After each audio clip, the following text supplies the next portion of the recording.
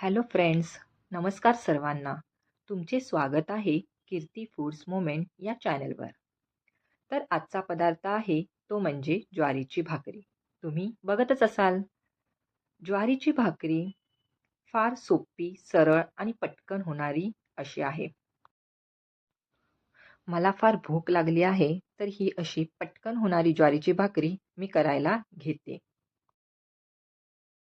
सर्वप्रथम ज्वारीचे पीठ आणि थोडेसे पाणी घेऊन ते पीठ चांगले मळून त्याचा असा गोळा करून घेऊ. नंतर परातीत थोडेसे ज्वारीचे सुके पीठ घेऊन त्यावर मळून घेतलेला पिठाचा गोळा ठेवू आणि पुन्हा त्यावर सुके पीठ घालू.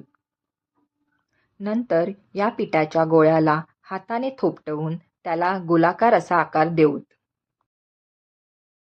अशा प्रकारे पिठाच्या गोळ्याला गोलाकार आकार देऊन आपण त्याला तव्यावर घालूयात.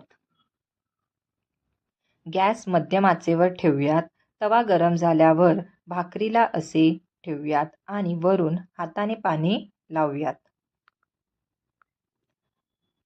भाकरीला वरून थोडेसेच हाताने पाणी लावून घेऊयात. दाखविल्याप्रमाणे तुम्ही बघतच असाल. नंतर थोड्या सेकंदाने भाकरीला पलटी करूयात. तिला उलट्या बाजूला करून घेऊयात आणि त्याला चांगले 1 मिनिट तरी भाकरीला चांगले शेकू देऊयात.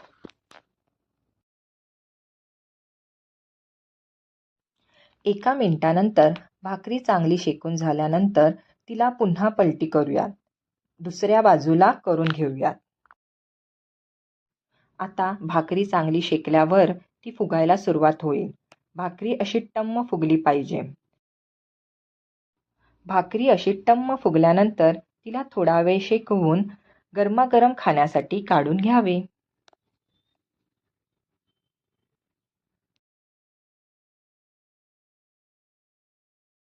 अरे वा, मी बनवलेली भाकरी कशी टम्म फुगली आहे.